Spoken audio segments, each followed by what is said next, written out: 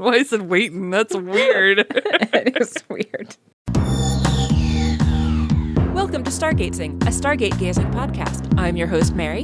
And I'm your other host, Kathy.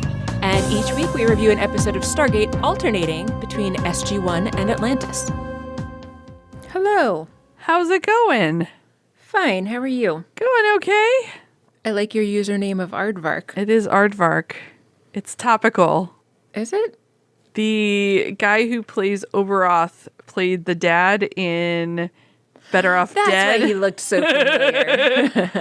It was bothering me the whole time. I'm like, he looks so familiar. What do I recognize him from? Well, he also was in MASH for a very long time, apparently. Not for the whole run, but... I never watched MASH, so... Okay.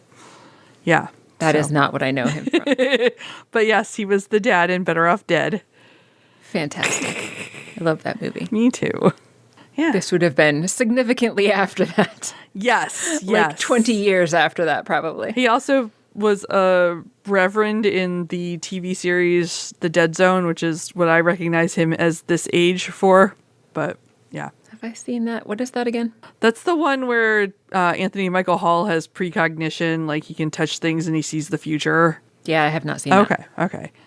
It was also a movie in the 80s based on a Stephen King book or story, which Christopher Walken starred in that one. I'll get them hot, show them what I've got. Did not see that either. Random fun facts I have in my head. Good times. Yeah. So what's up? How's life? Okay. That's good. Just work, bunch of union stuff, and that's about it. Yeah. We got a new treadmill. Jeff is currently building that, which is why I was a little late signing in, because he needed some help. That's fun. Yes. Because our other one is just crazy loud and screeching, and the belt is breaking. It's like 25 years old, and we got it from someone for free who had gotten it from someone else for free, and it would just not have been worth it to try to repair it at this point. I feel like 25 years is a good life for a treadmill. Right? It's a crazy long time. It's done good work. We've had it for, I don't know, I think like 5 or 6 years, but... So we didn't own it, obviously, that whole time. But it's a very old treadmill, and it is time for it to retire. Yeah. Send it to the treadmill farm. We will. Currently, it is in the garage, but it will then go to the treadmill farm from there. Excellent. Can run around in the field with other treadmills. It can do the running for a change instead of people running on it. It runs on people. Grim. I went grim. I did. I can't help it. It has a revenge in its retirement now, too. It lives a happy life on the farm, but also has its revenge on people for running on it for so long. Yeah. You know who else has some revenge for something that's not actually even the fault of the people from Atlantis? Yeah. Who's that? Like the replicators, but not replicators? Yeah. It's not clear about, I mean, it is, but like, what? Yes. Replicators, Atlantis. Replicators, yeah. Atlanticators. Yeah. Pegacators. They called them replicators. They did. Yeah. I guess the easiest thing to reach for I comparison. Suppose, but spoiler, I thought it was dumb that they gave them a completely different background story, but made them literally the same bad guy. Yeah. Like, just say the replicators made it out here because replicator technology. I would have bought that, but no, they gave them a different backstory, which I found to be implausible that they were brought about twice. But here we are. So I haven't done a thorough reading, but I was doing some Googling around earlier because I had forgotten that the knowledge for the replicator killing weapon in Stargate, like the guns they were able to get, came from the knowledge that Jack got from the ancient repository. So maybe there is a connection somewhere in there. I don't know. That's right. Yeah. I forgot about that. Yeah. I was like, wait, did that happen? I didn't verify that that's true, but I'm like, that sounds like something that I remember. But Karen from Third Rock from the Sun has nothing to do with this. Though. No, that's true. This is not a Karen situation. No. What is this episode that we are talking about? This is Stargate Atlantis Season 3, Episode 5, Progeny. It is. Indeed. There's no recap for this one. Fun fact, when I went to go to replay this on the DVD, I accidentally hit play all and it started giving me recaps from the episodes with Michael. And I was like, what the fuck? I already watched this. I know this has nothing to do with it. Why is this the preview? And then I was like, oh no, it's playing from the beginning of the DVD. I'm fine. Everything's fine. That would do it. I'm a dope. It's all right. Yep. Keep making fun of yourself. One of these days, maybe it'll be funny again. No, it won't. Hey, this was a silly one. Yeah. Yes. Fair. Still mean and self-deprecating. Fair. Also fair. Anyway. The episode starts with a MALP. They are in the control room, and by they, I mean Shepard, McKay is there, Dr. Weir is there, Chuck Nishin is, of course, there. And they're sending this MALP through to, I don't know, some planet. Yeah. That they found. Random somewhere. planet. Yeah. It is a research outpost, Rodney says. The database that they have didn't have a lot of information about it, but it was abandoned, probably, even though it was likely close to being done, so maybe they can find some technology or something that will be useful to them. Chuck Nishin says that they have MALP telemetry, so it has successfully arrived, and the sensors are indicating viable life support. And what did your sensors show? They get a camera image, and then there's a bunch of people looking at the screen. So, surprise, it is not abandoned. There are people there. People. One of them has a scanner that they recognize because it is ancient technology. So they are using it to scan the MALP. Meanwhile, everybody on Atlantis is debating, are these ancients? This was an ancient outpost, but just because they have ancient technology doesn't mean that they're ancients. But what if they're really ancients? And then the person speaks into the camera and says, if you mean us any harm, then proceed no further, but you're welcome if you come in friendship. Speak friend and enter. Like, the people who mean them harm would be like, oh, okay, guess we'll just not go then. I guess we just won't go. Fine, I'll holster my gun. Sometime later, the wormhole is active and everybody is geared up, getting ready to go through. Everybody on Team ShWRRT, that is. Ronan is, speaking of putting away his gun, Ronan is playing with his gun. Shepard makes sure that he's at least got it on stun so that he can appear friendly. Not like the people are going to know it's on stun, though. It's true. But yes, it is on stun. And then Dr. Weir comes up. I think this is the first time we've seen her all kitted up in like a flak jacket and more of a fatigue-style uniform. Oh, yeah. And she wants to come through and establish diplomatic relations immediately, but I guess she's not taking any chances despite that desire. So she's going to head over with them. And then we get an extra long gate effect. Oh, I didn't even realize that. It seemed extra long to me. I don't know. Maybe I'm wrong, but it seemed very long. I mean, very long. I probably tuned out for a moment and didn't think about it. Fair. And then when they arrive on the other side, it looks exactly like the gate room. They think they are back in the gate room. They think something went wrong and they took a U-turn when somehow they didn't notice that there was a person walking around on one of the hallways, like overlooking the gate room that was clearly not dressed in Atlantis uniform and that they wouldn't have recognized. I don't know how they missed him, but I saw him up there wandering around. Then when the gate shuts down, they realize that there's actually a whole big open space behind the gate that does not exist in their gate room. And also there's a whole bunch of people there. Good thing none of them were made into feet shoes when this opened. It's true. But I guess they are on the other side of the gate. The back of the gate isn't where it would have gone necessarily. Actually, wait, no, that is where it goes. That's where it goes when it's opening out, not opening in. Anyway, they didn't get feet shoesed regardless of what way the wormhole horizon went. Yay. And then the guy from before comes up, and his name is Nyam, and he welcomes them to Asuris, and it just makes me think of Nyan Cat.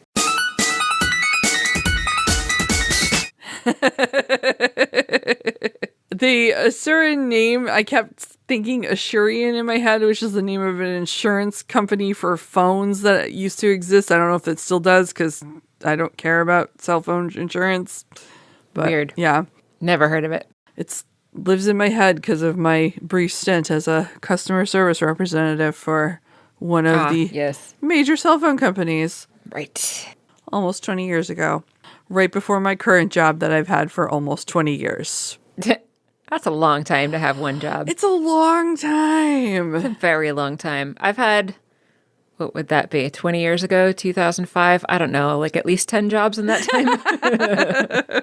To be fair, many of them were because I was working multiple jobs at once. So if we're counting that, it's probably closer to like 15. So many jobs.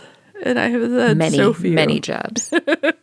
Changing things is effort. So changing my job is effort. I don't like that. I don't like effort. Moving Yeah, but is working effort. the same job for too long is too boring, so I don't like that either. I like that even less than putting effort into changing jobs. Buying a car is effort. Like, these are the reasons I've had all the same things for like a really long time. Life does, in fact, take effort. It does. It does. It's so annoying. Anyway, now we're at credits. We are at credits. We are. After credits, the team is walking along with Niam, or Niam, I don't know. Niam, we'll go with Niam. Niam cat. Yeah, I don't actually remember how they were saying it, but I'm going with Niam because of the Niam cat. And it amuses me. The team's walking along with Niam cat. I'm just going to call him that now. With an M. Niam cat. Excellent. Yes. ShWRRT says to Rodney that he's waiting to meet an ancient race that's invented the car, which is some sort of dig at the amount of time they've been walking to go wherever it is that Niam cat is leading them. He picks up on this, though, and he's like, it's not much further. Dr. Weir asks him how long they've been there, and he said they built this city thousands of years ago on rock and roll. I thought the same thing when he said we built this city, of course. Of course, you have to think that. Yeah. Yeah. I don't know how you could not think that. You can't say that and not think about that. Right. They're surprised to hear that they built it and didn't just find it like they found Atlantis. So, oh my God, are these ancients? I like to just find buildings and take up residence in them. Oh, that would be nice. That sounds cheaper than buying them or renting them. There's a house at the end of our street that has been vacant the entire time that we've lived here. So almost 3 years now. Oh, man. Wait, no, 2 years? How long have we been here? We moved in 2022, so yeah. Yeah, like 3 years.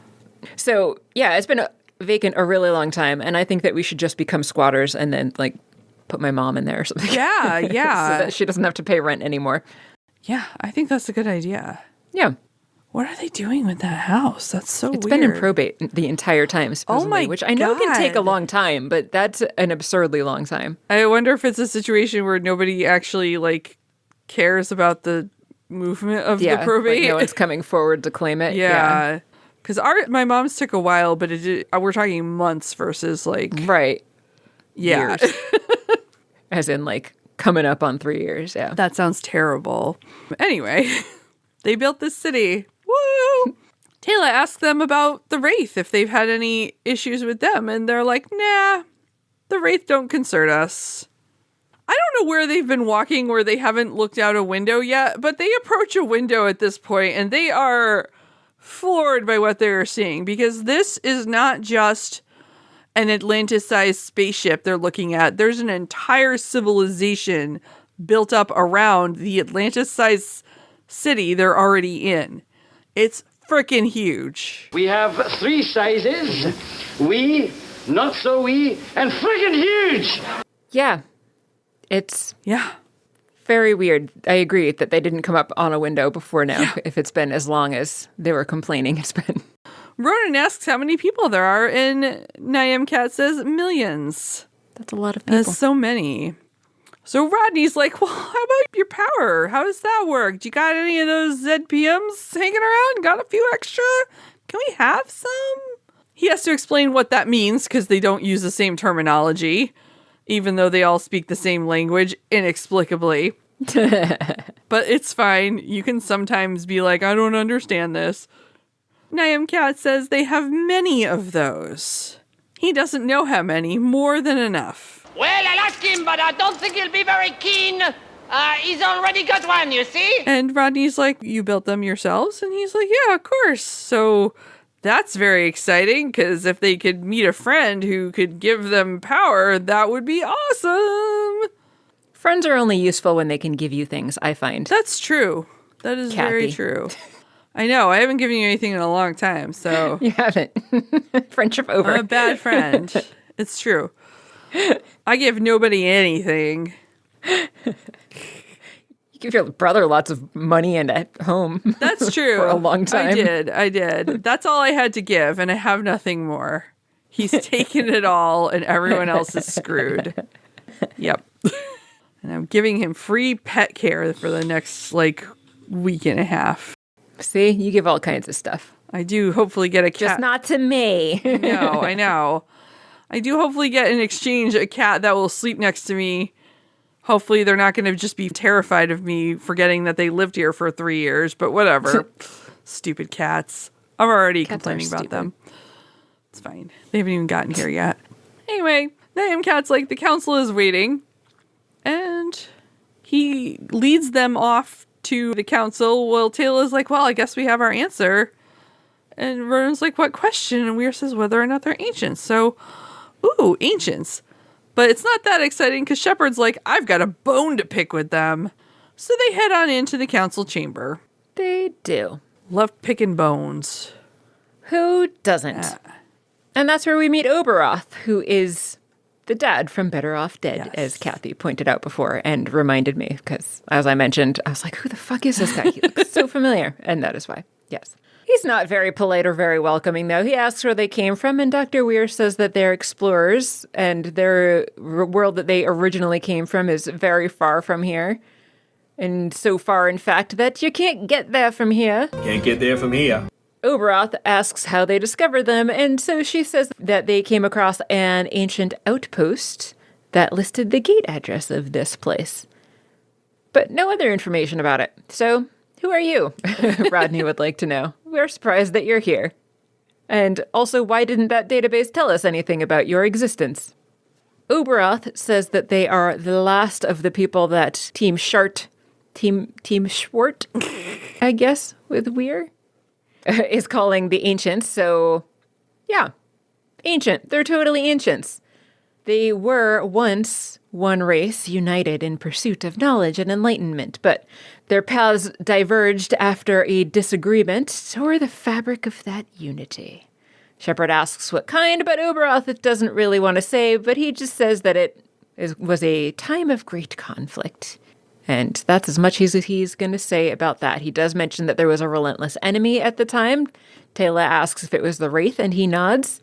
And so they parted ways with the rest of the ancients and have been here for thousands of years, thriving even, he says.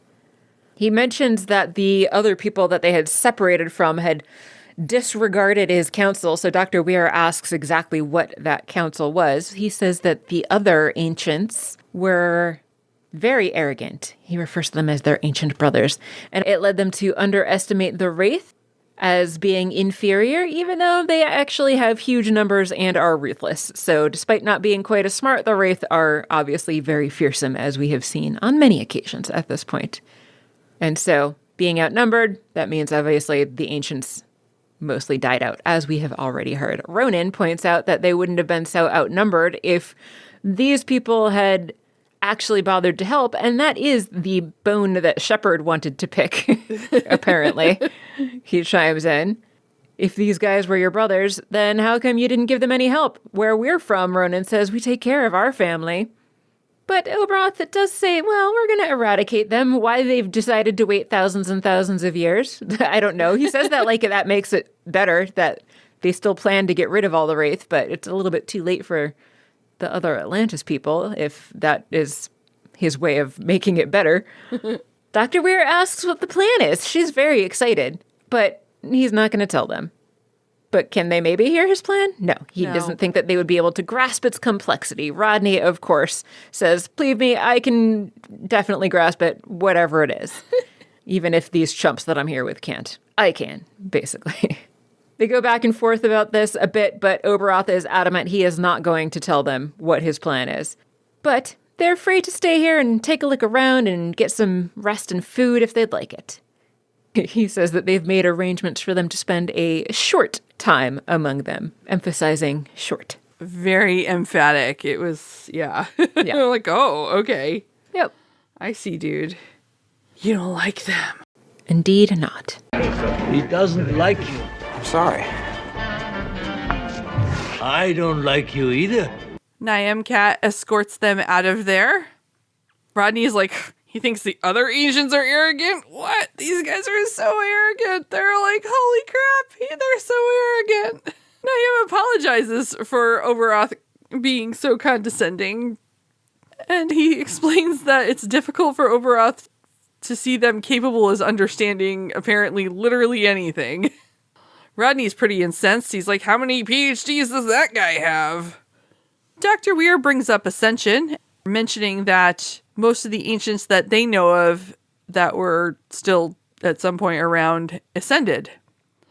And he is like, oh, Ascension? You know about that? Oh, I love Ascension. We're so excited to be ascending at some point. Please? Dr. Weir says, yeah, we thought that all ancients had ascended. Nyam says that is definitely a goal among some of his people. However, Overoth, he says, thinks there's still too much to do. And that they must become all that they can prior to ascension, I guess, is the rest of that. But yeah, isn't ascending for ancients all they could be? So what else does Overoth have in mind for them? Unknowable. Yes. I think we get slightly more of an answer, I guess, kind of later, but... Kill all evidence of ancients? Yeah. Yeah. Anyway. Dr. Weir says to Nyam, you don't agree with him, do you? And he is like, I am not going to answer that and just finish escorting you to your guest quarters, so move along. Sometime later, or shortly later, I don't know, doesn't matter. They are in a guest room. The team is discussing the whole situation, basically. Dr. Weir says that it must have been a really serious falling out in order for the ancients to just delete any reference to these people from their database entirely. Taylor suspects that they're lying. She doesn't think that they should just trust that these people are ancients just because they say they did. Taylor with her good instincts. Right? Yeah, it's entirely possible they just discovered this city as the people from Earth discovered Atlantis. ShWRRT finds that plausible because he doesn't think that these guys seem very ancient-y, as he calls them. Dr. Weir somehow seems kind of surprised that the others think that the people here might be deceiving them. I didn't understand why she found that less plausible than everyone else seems to find it. I don't know. I don't know either. Taylor is pretty sure that these people are hiding something. She doesn't really know exactly what, but something. Besides the plan to defeat the Wraith, that's not the only thing they're hiding. And also, Ronan doesn't think they have an actual plan to defeat the Wraith, despite what they said before. And Dr. Weir actually says she doesn't really think that they do either. But why would they say that if they don't actually have a plan? ShWRRT points out that since they have a way to hide from the rest of the galaxy, including the Wraith, then why would they even need to have a weapon that will help them to defeat the Wraith? They could just go continue minding their own business. So, they're going to try to figure out who these people are, really, and what the hell's going on. Yeah, guys, you can do it. Yeah. And Dr. Weir goes to see Overoth. She thanks him for his time, and she thinks that maybe meeting a one-on-one would be more fruitful, more productive. They could achieve more. Overoth asks her what she wants to achieve, and Weir says, well, diplomatic and trade relations? And Overoth's like, trade? Do you think you seriously have something that we would want? And she's like, you might be surprised, okay? It's possible. She says, but we do know that we need something from you, and we would like you to assist us with fighting the Wraith. And Overoth says, we're going to do that in our own time. I already told you. And she asks, maybe at least consider sharing some tools, weapons, or probably also defensive stuff. But anyway, that they could use to fight the Wraith on their own. And she asks outright for ZPMs. And he says, nope, we need all the ones we have. Too bad. He's most interested, though, in this exchange in the fact that wherever they're living is of Lantean design. And he wants to know where it is. And she says it's on the outer edges of the galaxy. And there's Wraith all around us, and we really could use your help. She says, okay, well, if you won't give us any power supplies or help of any kind, maybe you could at least, let us be refugees in your city if the time comes and we need it. And he's like, nah, we're not interested. We're mildly amused by visitors on occasion, but we want all of your stays to be really short. She tries again to ask him for help with fighting the Wraith, and he is like, I am so tired of repeating myself, lady. We will take care of the Wraith when we feel like it. And she's like, and you don't care how many people, my people, the whole galaxy suffers while you take your time? Oh, you said your brother's greatest weakness was their arrogance, and maybe that runs in the family. Burn. Sick burn, absolutely. She leaves then for him to probably not think at all about that because he's probably just like stupid human. Yep. Yeah. Sometime later, Niam is taking the group through the hallways towards the gate. They're dressed back in their tactical gear again, so it seems like they are getting ready to head back home. They've got all of their stuff with them. He is sorry that they feel like they need to leave. He seems nice and he likes them, and he seems to actually mean it. Yeah. He says ShWRRT can be intractable. Not quite how Team ShWRRT would describe him. ShWRRT? Yes. Dr. Weir says that they will send the people here a message on the Stargate soon, and maybe they can still, I don't know, work out some kind of relationship in some way. But then, all of a sudden, there's a bunch of armed guards surrounding the team. Curse your sudden but inevitable betrayal. So, that probably doesn't bode well for having a good relationship in the future, after all. Probably not. Niam moves aside and seems rather sad to have had to betray them like this. ShWRRT is there and tells the team, who has their weapons up at this point, to lower their weapons. And you don't really want to challenge us, right? Because, of course, these people are going to have superior weapons to what the people from Atlantis have. Or at the very least, they've got more of them. And so that doesn't really give them any choice. Dr. Weir says, I thought you didn't want us here. But ShWRRT says that they might have some information that he wants, and that could be helpful, so he can't just let them leave. He's got to figure out what that could be first, even though he doesn't want them there. Okay, so I have a problem with this. And my issue was that it seemed unnecessary for them to capture the Atlantis folks at all, because I thought he could just watch them dial Atlantis and then know the gate address, and they could probably extrapolate where Atlantis is from there, and then just go there and blow it up. True. So I didn't know why this was necessary. Yeah, that's a very good question. I thought that they wanted more information than just where Atlantis was. Maybe, yeah. Like, I think that they wanted computer access, and I don't remember. Okay. I mean, we'll get there, but they said that there was something else they got from that they wanted to get from Rodney. Okay. Too, but I don't remember what it was. But I'm sure we'll get there. Yeah. It's written down. Why was this necessary, ShWRRT? Okay, but yeah. It was weird. Yeah, a little bit weird. Yeah. Then everybody's in jail. They're in the Atlantis-looking jail, but on not Atlantis. On Replantis? I don't know how to replicate Atlantis. Not Lantis? Not Lantis. Full-lantis. Whatever it is. It's not Atlantis, but it looks awfully like Atlantis. It does. Maybe it's the same set. I wonder, could they have built a duplicate set just for this? Gotta be the same set. Cannot imagine that they would have rebuilt it. That would be insane. Yes, it would. I did like that Rodney is sitting down trying to get some shut-eye baby while they're in there. He's got his eyes closed, arms crossed over him, while everyone else is kind of like looking around, pacing around, trying to figure out how to get out of here. Ronan sticks his hand through and gets electrocuted for it, that kind of stuff. Ronan's like, we need to get out of here. So Weir looks to Rodney for information, and she's like, maybe you could get us out of here. The cell is similar to the one in Atlantis, right? And he's like, it's a jail cell. No. But then he starts to think about it, of course, because he's Rodney. But before he gets very far, the force field comes down, and Niam is there with food and guards. He brought them food. Not Pop-Tarts, though. At least that I could see. Go for some Pop-Tarts. Be amazing. Love Pop-Tarts. Me too. I don't know why, but they're just... Because they're delicious. And they're actually surprisingly filling for something that is just garbage and mostly sugar. Yeah. Anyway. Rodney's pretty excited to go eat, but Ronan stops him. And at first I was like, is he just like, don't eat? But then Ronan starts eating, and I'm like, is Ronan just being like a jerk? But then I was like, I was thinking the same thing initially, yeah. But then I was like, I think Ronan is testing the food to make sure they're not going to die from it. I think don't he just know. wanted Rodney to get out of the way because he had a plan. Oh, okay. That could also be it. That makes more Yeah. sense than I'm hungry. But anyway, yeah. Yeah, at first I thought he was being an asshole and telling Rodney to get to the back of the line because he was cutting in front. But yeah, I think he had a plan. That makes way more sense. Yes.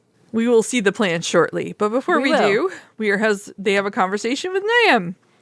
They want to know why they're being held. And Niam says, Oberoth wants more information and he can't trust you not to leave your quarters. And they're like, yes, of course, because you took all of our weapons and are keeping us prisoner. So yes. Ronan wants to know why doesn't Oberoth come and talk to them then if he wants to. And Niam says, very soon. ShWRRT wants to know who the hell are those people. And Weir says, don't pretend you're ancients. We know you're not ancients. You're not acting ancient-y at all. Oberoth tries to put them off. He's like, don't worry. I'm sure Oberoth will talk to you. Then you'll be let go. It's going to be fine. Rodney's like, your credibility was shot when you locked us up. Niam says they left them no choice, but that's not true. That's bullshit. It's at this point that Ronan acts. Apparently he was eating so he could spit it out at Niam. Yeah. See, that was my guess, is that he was trying to create a distraction by eating and also wanted to be standing towards the front rather than having Rodney in front of him. Yeah. And then he takes this opportunity to attack. And ShWRRT helps out, and Tayla too. They all get the upper hand on Niam and the guards. ShWRRT says, you didn't leave us a choice either. So we had to do what we had to do. And now we're free. Woo. Yeah, and they make their escape. They find a jumper bay, and they find a jumper. Rodney's doing some Rodney stuff. He is futzing around with a panel, and he says that it is so that they can prevent the jumper from getting any communication from the control room, because first of all, he wants to surprise them. Also, I think that it would be able to maybe send some commands to the jumper too, but I don't know. He didn't actually say that, but I thought that might be a thing. Can't remember now.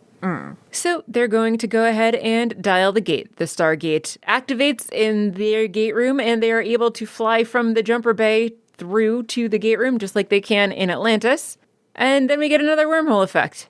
Woo! And then suddenly, they're back in Atlantis. Huzzah! And everything is fine. It's great. Sometime later, they are in the control room, and ShWRRT asks Weir and Zelenka if there's been any sign of the new friends, but nope, no unscheduled gate activity, nothing on long-range sensors. Everything seems to be fine. Weir says that it seems to be a clean getaway, but maybe they're just biding their time and waiting for the right moment to attack, ShWRRT guesses, but Weir's not going to worry about it. She'll tell the security teams to be on a bit more alert, but that's about it. Weir asks ShWRRT how Rodney is doing with whatever he's doing in the database currently, and he's going to go and check up on Rodney to see what's going on. Because I guess they want to know how many other rogue ancients there might still be out there. But they're not going to get answers. Nope. Rodney's found nothing in the database about ShWRRRT or presumably any other rogue ancients. Yes. ShWRRRT thinks maybe the ancients didn't want to be reminded of the ShWRRRT. But Rodney thinks there'd still be some kind of hint, but they're interrupted before they can get any further in this conversation or the search. Dr. Weir calls them back up to the control room. They head up and oh my god, they are under attack by the Wraith. That sucks. Hive ships everywhere. They came out of nowhere. There was no indication they were coming. Weir says to engage the cloak while they're being scanned. However, the Wraith attack. And they fire right through that cloak and right at Atlantis. So the cloak has done nothing because the Wraith knew they were there. She orders them to switch to S.H.I.E.L.D., but unfortunately, the Wraith knew exactly where the S.H.I.E.L.D. generators were and took those out first. Sucks to be them. Indeed. At some point, Zelenka reports there's like 7 ships out there and more arriving. And ShWRRT's like, I'm going to go to the control room, but Zelenka's like, there's 15 ships coming. And they're like, oh fuck, we can't do anything. So Weir orders everyone on Atlantis to the gate room to evacuate to Earth. It says that they need to set the self-destruct, which ShWRRT is going to go do. He's going to do it manually because they're about to lose the gate, Rodney says. It's very like, oh my god, end of the world. It's all doomed. We're all Show doomed. over. Yeah, exactly. Atlantis blown up. Yep. Everyone's back on Earth. Yep. Show over. But they got to get Atlantis exploded. They don't think the Wraith want to explode it themselves because they want to find Earth because they want to go feast on all the humans in the other Tasty galaxy. humans. Yeah. But as you said, show's over. So who cares? Rodney has a moment of, wait, no, I can toss a coin and maybe I end up doing this, but Shepard orders them out. So they all flee through the gate.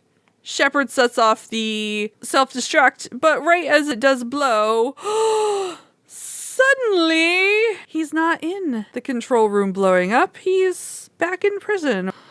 And he's got a hand in his head. Surprise, motherfucker. See, this is part of what annoyed me too, is that not only are these replicators, eventually they'll show us like these little microscopic nanobot things instead of the same kinds of larger metal pieces that were later shrunken down. So they evolved theoretically from different basic technology, but yet they still both use the exact same flat hand in the forehead to read somebody's mind. Yeah. Technique. They both happened to do the exact same thing in the exact same way. Yeah. They both happened to be able to be just as good at passing as humans as... Yeah, it was just too much of a coincidence for me that... That's fair, yeah. They supposedly developed this ability in two separate galaxies in such identical ways. That's how all tiny technology will evolve. It'll become human-looking and then stick its hand in your head. Of course, yeah. Yeah. Yep. That's what John Linnell sang about. That's true. Yeah. This is your time.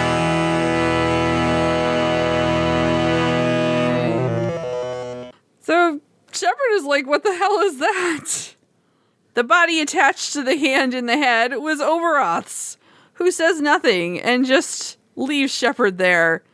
The camera zooms out a little bit as he's leaving, and we see the entire team is on the ground in various states of consciousness.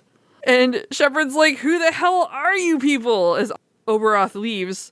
And Rodney's like, they're not people. They're machines. They're replicators. Ah!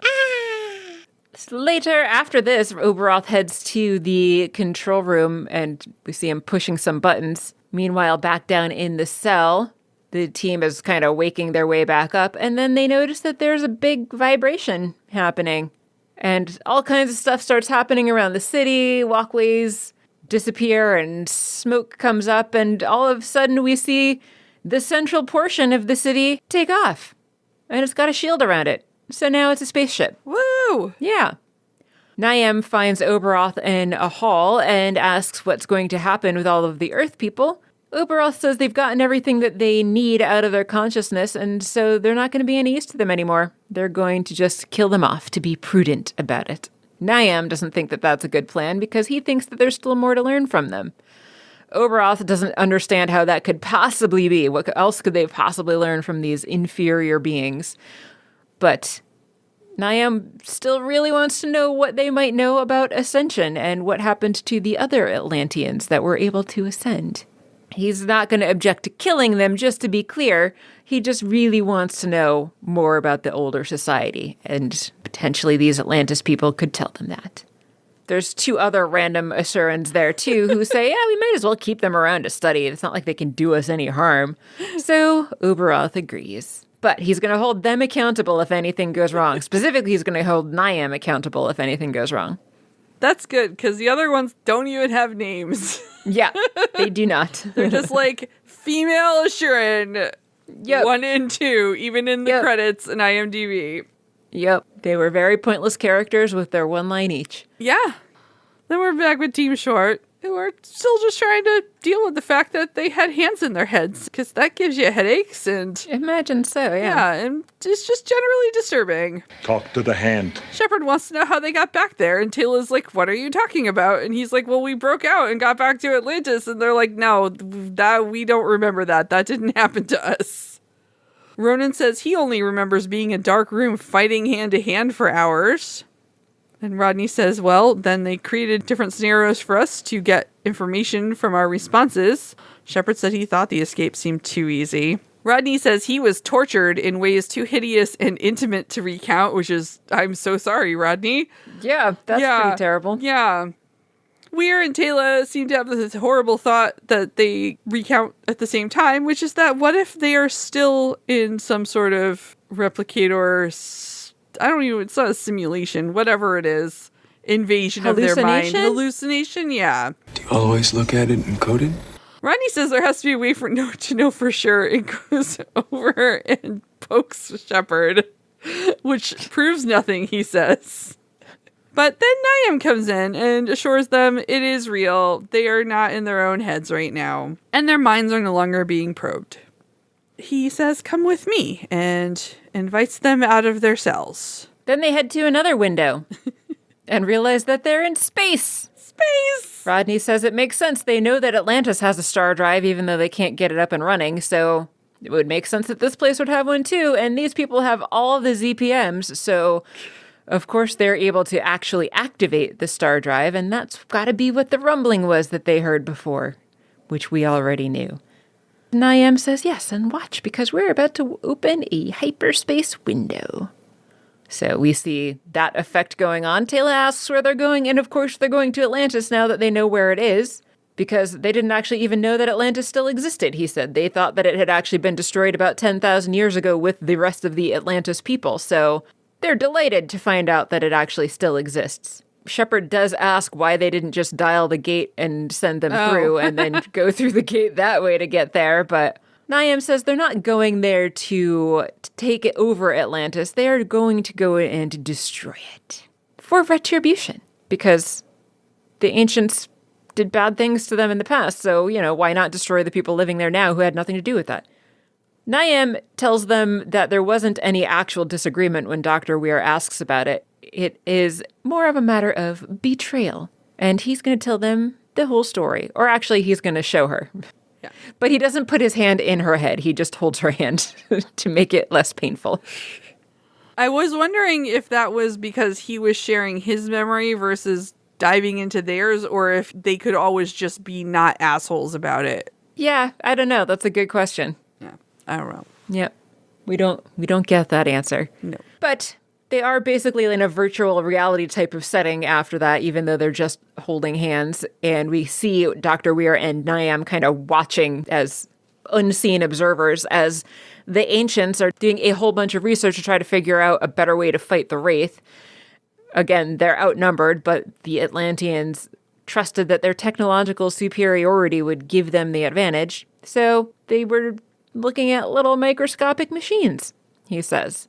So that is the backstory of the replicators here. They didn't start off as like those larger, almost Lego-like things that built giant spiders. They just went right for the micro machines instead of having that intermediate phase created by Karen. And these are nanites, as Dr. Weir calls them.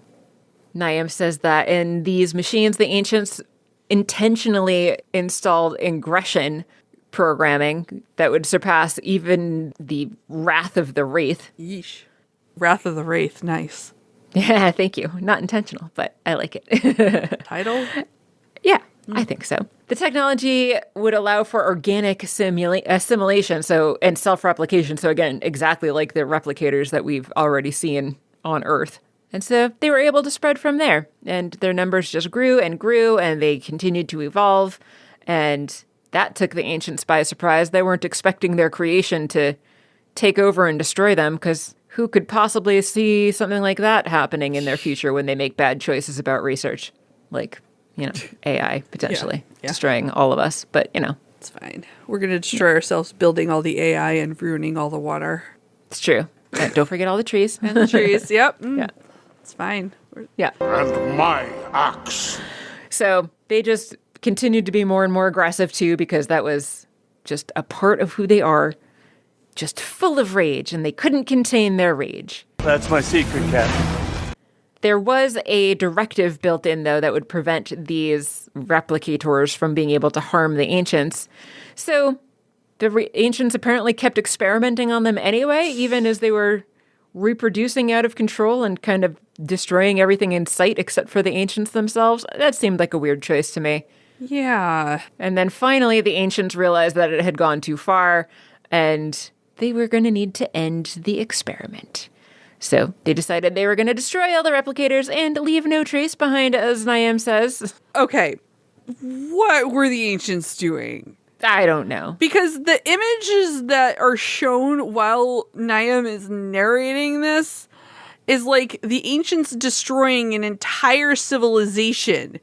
At what point did they not think, maybe we shouldn't have let it get this far Right. in our experiment? Yeah. There's like 10 of them. Maybe we stop it here rather than letting them develop, as you said, like essentially a civilization, a huge population. Maybe when they build a whole civilization, they'll go after the Wraith. Yeah. What? What the fuck? It was weird and stupid. So I guess an epic amount of arrogance. Yep. That's so bizarre. Yep. It really was. But that's all we get of that backstory, because then we're back in the guest quarters and Niam and we're separate hands. Yeah. Maybe instead of like just aggression in general, they should have specified like aggression at the Wraith. Right. I don't know. It was so... Not overall just generalized aggression towards everything. Exactly. If they have this level of technology, there doesn't seem to me to be any reason why they couldn't target that aggression. So weird. But they didn't. Cool, ancients. You did it to yourselves. Mm-hmm. Yeah. They did. Yeah. At least in this city. Yeah. Sometime after Niam has left them, Weir's sitting down, just, recovering from this experience, because even though he didn't have his hand in her head, it was still a lot for her to handle physically. ShWRRT says, obviously, the ancients did not thoroughly wipe them out. And Weir says, nope, some of the nanites survived, and they've built a whole new civilization. Rodney mentions replicating again. Taylor asks about it, and he explains that it is similar to the replicators that SG-1 dealt with. Not similar, oddly identical. Yes. In that it seems like they were really just too lazy to try to rewrite a new enemy. Yeah, and then this little tiny blurb of exposition is for like the 4 people who watched the show but didn't watch SG-1. Right.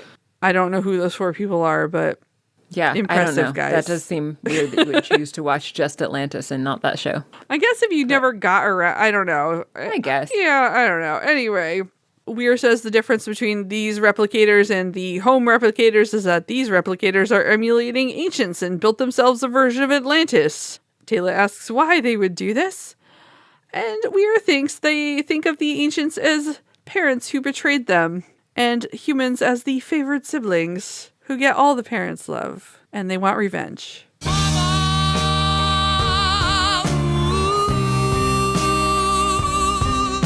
ShWRRT does say just what we need, more bad guys, which, yes, you do already have an insurmountable challenge in the Wraith. You probably didn't need more.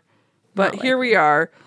SG-1 didn't need the replicators either. They had the Goa'uld and now the Ori, although hopefully the replicator... are they gone in SG-1? I assume so at this point. I think so. I don't remember for sure, but I think so. Because I think they really wiped them out. Yeah. Anyway, Rodney also says they probably identified the race that created the nanovirus that nearly killed him a few years ago, which I had forgotten about because I have a terrible memory. But it was that one that was making people kind of nuts and then killing them that they stopped with, as they talk about. Taylor says an electromagnetic pulse. But Rodney says that's different. They were individual nanites that were easy to disrupt, and these are much more evolved than that and have interdependent organic constituents. That sounds like words. Sure. Yeah. It sure does sound like words. What they mean? I don't know. I mean, I know what they mean independently. I don't know what he's trying to say. No. Anyway. Some sort of MacGuffin. Yes. Technology something. Yeah. Assuran female 1 comes in to ask how Weir is and tells them to follow her. Oh, I guess they got that one at least got 3 lines instead of the other one, Assuran female 2, who only got the 1 line. Yeah, I was thinking about them because one of them really reminded me of Mindy St. Clair from The Good Place. Like, her facial features just were very similar. She's not the same woman. Like, she looks like Mindy at the right age that Mindy was, and this was obviously like a decade or so before that show, but... Anyway, that's why I was thinking about them a lot. Assuran female 1 takes Weir to Niam, who's hanging out on some balcony. He has an offer to make her, and it would greatly benefit both of them, so that's great. Yeah. And Dr. Weir is willing to listen, because Niam seems relatively reasonable compared to Oberon, at least. And he says that they've evolved to take the form of their creators, but they've built a city here that is way bigger. So I forgot actually that they had built this city rather than it being I thought it was just a larger Atlantis outpost. But no, they actually built the city themselves. But he still wants to ascend. Of course he does. Niam really isn't that interested in Oberoth's plan and his revenge and all that. He really just wants the ascension that the ancients had, and he thinks that it's possible that they can ascend even though they are not ancients but created by the ancients. So maybe they can work together and the people from Atlantis can educate Niam and Asuran Female 1 and Asuran Female 2 about the ancients and how the ancients were able to ascend. That would be great. The rest of the team actually is there too. I forgot that they were all part of this. So even though the Atlantans destroyed the replicators and they had to build back their civilization from there, they still see them as their creators and they still want to try to emulate them, at least as far as ascension goes. So at that point, they can be their equals, I guess, is what they're kind of aiming for. ShWRRT doesn't see how a bunch of machines are going to do that, but the Asurans here are kind of insulted by that because how are you so different? You're also powered by electrical impulses and made of cells and all that. So we're really all just pretty much the same, despite the fact that we came from nanites. Even more specific than wanting more information about the Atlantans and how they ascended, Niam wants their code to be rewritten to take out the aggression. And that is a thing that they know that Rodney can do for them because they can't alter their own code. That's a thing that the ancients blocked them from being able to do. But Rodney can do it. He knows that Rodney can do it. Of course Rodney can do it. Yeah. We all know Rodney can do it. Yeah, of course. Ronan wants to know what is in it for the Atlantis people because, as Rodney says, all I remember is being tortured, so why the hell would I help you with this, basically? But they're going to try to get the others to not attack Atlantis if the team is willing to do this for them. Dr. Weir asks if Oberoth will agree to this, if he'll just be convinced to not attack Atlantis if they can do this, but Niam doesn't necessarily think that this desire to destroy Atlantis is the result of his program. He seems to think that maybe Oberon just kind of sucks, but can be altered anyway. I don't think Niam should discount his strong feels. Yeah. I guess he does say that it might be a result of his programming, but yeah, so he's not that convinced about Oberoth, it seems to me anyway, but that, maybe they can make it work. And Niam will do everything in his power to persuade him, even though Oberon does not care anywhere near as much as Niam does about things like ascension and not being aggressive. So that's what they're going to do, because they don't really seem to have any other choice. Yeah. So, okay, even though Oberoth lets them live so that Niam and company can learn more, experiment, whatever on them. Yeah. Does he really mean let these guys give them free reign over everything in their spaceship? Because it feels like they just have free reign to go wherever they want now. Yeah, it's weird. It seems like a Atlantis or SGC level of suddenly trusting people to just wander around on their own and access computers and whatnot, even though they shouldn't. Yeah, and can Niam deceive Oberoth? I have questions, but anyway. No, yeah. The team seems to have pretty free reign because Rodney's been working on this plan, doing his computer stuff. Weir, ShWRRT, Ronan, and Tayla are hanging out, waiting for Rodney to be done. So ShWRRT radios to Rodney to ask for an update. Rodney says it's going slowly. He's in elsewhere with Niam. And he's pretty incensed that ShWRRT is so impatient.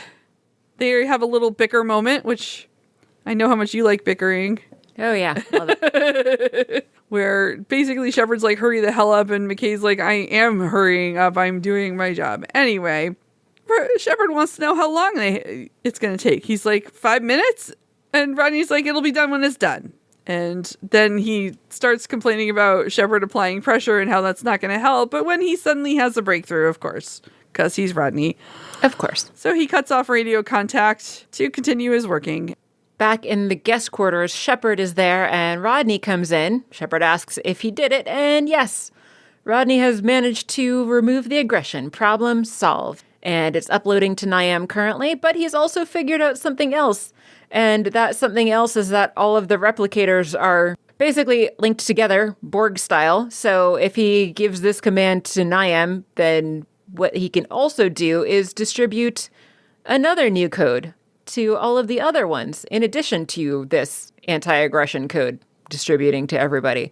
And so what that new code should be is basically a pause button, and it's going to get them the hell out of there. He's going to write a code that will pause all of them momentarily, as Rodney puts it, but it'll be long enough that they're going to be able to escape. Shepard asks how long momentarily is, and Rodney's like, I don't know. It could be minutes. It could be seconds. It kind of depends on how long it takes the technology in their brains to overwrite the code that's pausing them. So he doesn't have a specific number. He's guessing if he has to pick a number, as Shepard is insisting that he do, 7 minutes, maybe 7 and 31 seconds.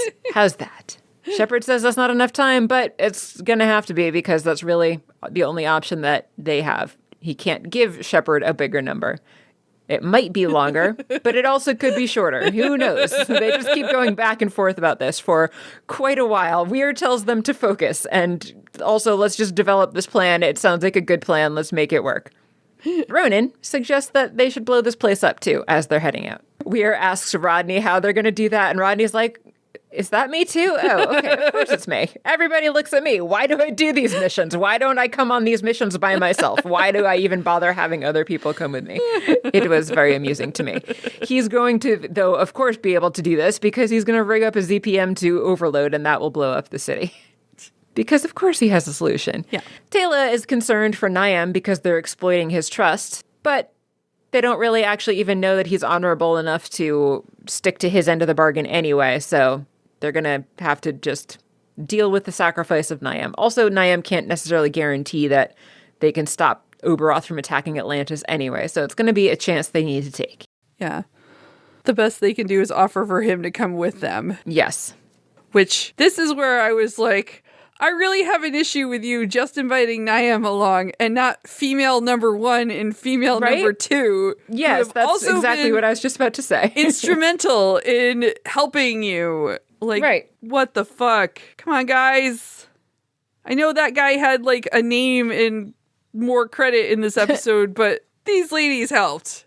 Yeah, presumably they would have names if we actually bothered to talk to them. But, you know, like I said, they get, like, 3 lines for one of them and 1 line for the other. Yeah.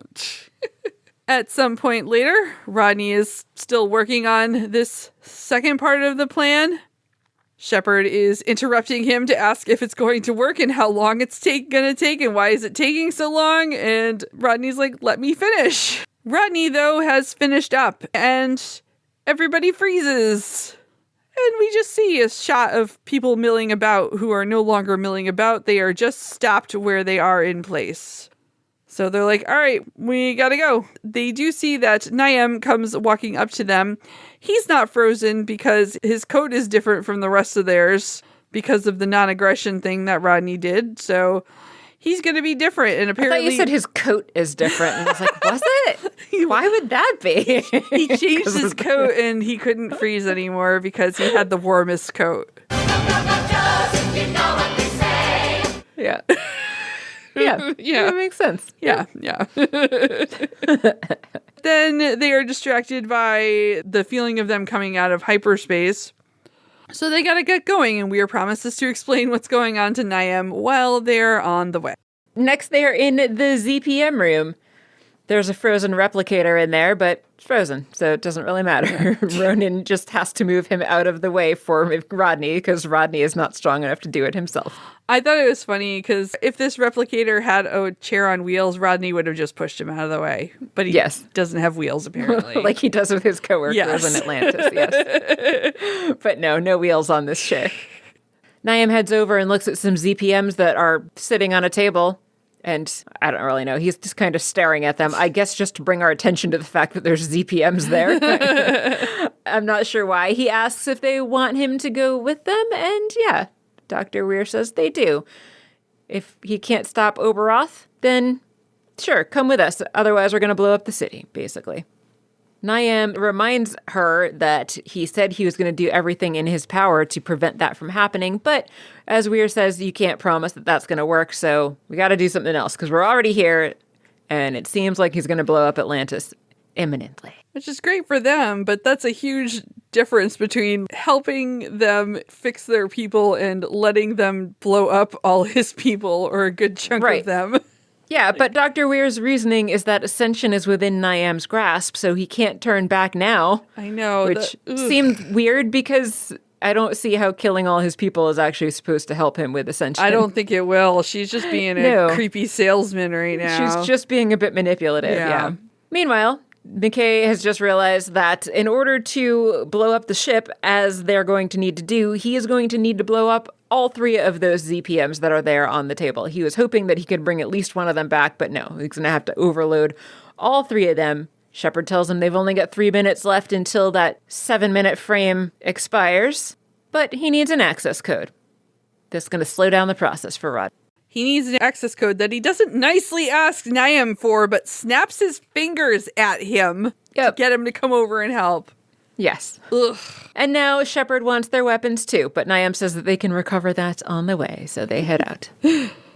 It's a good thing that Niam had the access code, although I guess, again, they are kind of all linked Borg style, so. Yeah, it was interesting too, because when Niam is entering that code, Rodney is standing right over his shoulder watching, and you actually see him do finger motions like he's memorizing what Niam is putting in, which I thought was just an interesting detail. I was wondering why they even bothered to put access codes in this system, since they built this system themselves and they all apparently have the access code. Why even bother with access codes? I don't know. I mean, they wouldn't think that someone so lowly would be able to access their system. And Niam's there to help them access the system anyway, so just seemed pointless. Yeah. After they've done all of their accessing and overloading and whatnot, they are rushing through the city to try to make their escape. However, they run right into frozen Oberoth. Froberoth? Yeah. Yeah, Froberoth. Yeah. Rodney takes a moment to gloat about how not so arrogant are you, and Oberoth unfreezes and starts strangling Rodney. Then he pushes Rodney out of the way and fights off Ronan, who was coming to Rodney's rescue. So Tayla and Shepard start firing on him and the other folks who have become unfrozen. And we see the bullets hit them and make little holes, but obviously they're not going to kill them because they are replicators. They end up fleeing this little altercation. Ronan does a really cool, flip roll to get back up because he's laying on the ground firing while Tayla and Shepard are firing their guns as well. It was cool. Have you ever fired your gun up in the air and gone, ah? No, I have not ever fired my gun up in the air and gone, ah. Shepard's like, so much for 7.5 minutes as they flee, and Rodney's like, you made me make up a number. They continue running. They get through a door that closes behind them, and they turn around and look, and we get T-1000 type view of Oberoth walking through the door as a replicator. It's just, liquid metal-y looking. Yeah. So they continue to flee after they shoot him a few more times. Shepard reminds Ronan to set his gun back to kill. Then Shepard orders Rodney to start the overload of the ZPMs, and Rodney's like, no, too soon. We gotta be closer to the jumper because it's gonna go off really soon after I set it. They have another back and forth about how much time actually he will literally have, and Rodney again doesn't know exact, but Shepard wants an exact number. Ronan's like, let's get the hell out of here. Shepard orders Rodney to do it now. And they continue fleeing. They head to a jumper and get on in, and they get out.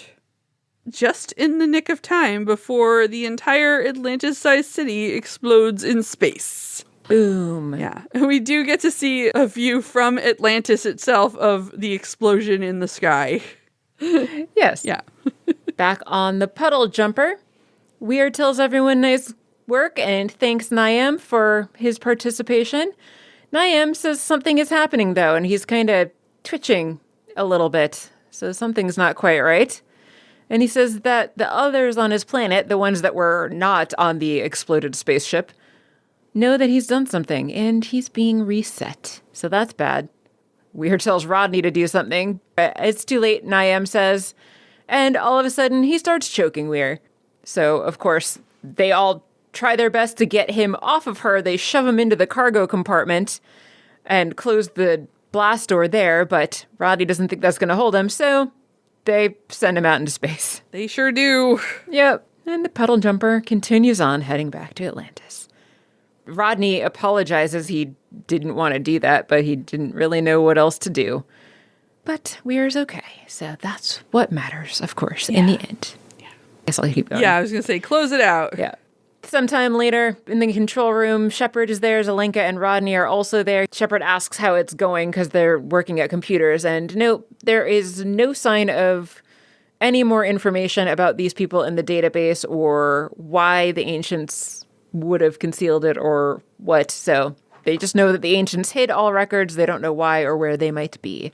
It's entirely possible they just deleted it. And that's what Rodney suspects is actually the case. That's really weird.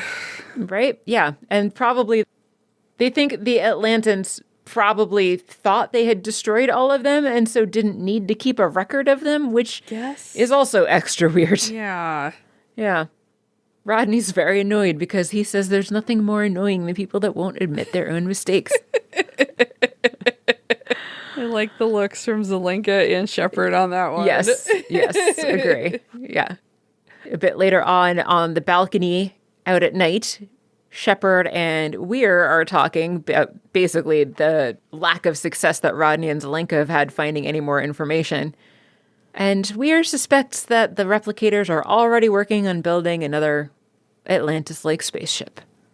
And also now they know about the people that are here in the real Atlantis and that the real Atlantis exists and where it is. So that's great. And Weir's confident, though, that since they beat them this time, maybe they'll just be scared off and won't bother? That doesn't seem very plausible.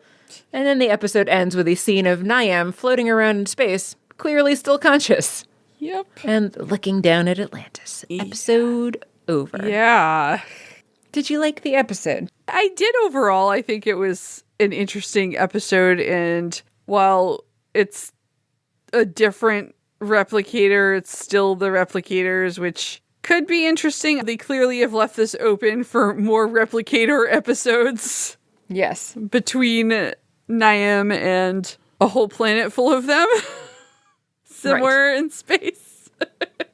And specifically saying they're surely building another Atlantis. Yeah. I mean, and other than the fake out part of the escape, like, I thought their second escape was pretty exciting. Not super exciting, but, you know, it held my interest. It was good. I enjoyed the back and forth mostly between ShWRRT and Rodney, though it did get a bit repetitive with their, how much time? I don't know. How much time? Give me a number. I don't have a number. Okay, here's a fake number. Yeah, so I don't know. It was good. I don't have a lot to say about it. How about you?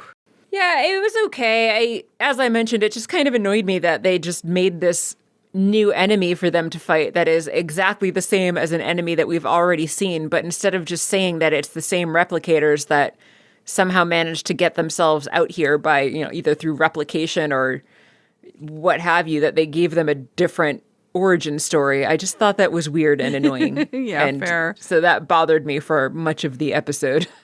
But as you said, I'm sure they're going to come back. And it was okay overall. I felt bad for Niam, but I did. It's not like they really betrayed him. It's that he got turned evil, essentially. So yeah. So I guess it's good they didn't take the females with them because they would have had to fight 3 of them off. Right. I guess so. I guess. But that might have ended very differently if that had been the case. True. Yeah. So it was okay. Yeah. Yeah. An okay episode. Yeah. I agree with that. Yeah. What are we going to talk about next? Next is Stargate SG-1 Season 10 Episode 6, 200. Ooh, yes. Okay. I'm apparently for it. The 200th episode, even though that's not what TVDB says it is. But a reluctant SG-1 assists Martin Lloyd with his feature film script to serve as a cover story to keep the Stargate program secret. Wormhole Exchange. Yes. I'm for it. Over at TVDB, this says that it is only episode 197 rather than episode 200. Martin Lloyd seeks out SG-1 for assistance when his failed TV show based on the real Stargate programs becomes a feature film. I'm looking forward to seeing Martin Lloyd again. Yeah, same. This sounds like it'll be good. Yeah. I am interested to see this. And I recall some of it. Wish yeah. Jack would come back. That would be nice. That would be nice. But I doubt that will happen. Although, I don't know. Like I said, there's that thumbnail of him over on IMDb for Atlantis. I don't want to disappoint you. I think I just did. Yes. A good way to not disappoint someone is to tell them, I don't want to disappoint you. I guess always ends with joy and no disappointment at all. I think I meant to say I don't want to spoil you, and it just came out wrong, but it's not inaccurate. So, yeah. I don't think he's in it. I might be wrong. I might be misremembering, for all I know. I don't remember it very well. I just have a vague recollection that it is a thing that happened, but I don't remember much about the episode itself. Yeah, I definitely have not just because I've most recently seen it, but I have stronger memories of 100. So yeah. Same. But also we watched that one way more recently. Yes, very true. So I'm going to stop talking because I don't know shit. It could be all Jack all the time for all I remember. So I somehow doubt that. I feel like I just remember one thing about it, and that one thing makes me think he's not in it, but I might be wrong. So fair. Yeah. Anyway. Anything else? I don't think so. Thank you so much for listening to Stargazing with Kathy and Mary. Our fully listener-supported program couldn't be done without you. Show your support by telling everyone you know how awesome this show is. Find us at stargazing.space. Reach us by email, stargazing@gmail.com. Find us on social media at Blue Sky. Get some merch, tinyurl/stargazing. And finally, show your financial support at patreon.com/stargazing. Thank you for traveling through the gate with us. Catch you next time on Stargazing with Kathy and Mary. I'm Kathy. I'm Mary. And you've been listening to Stargazing. The end. The end.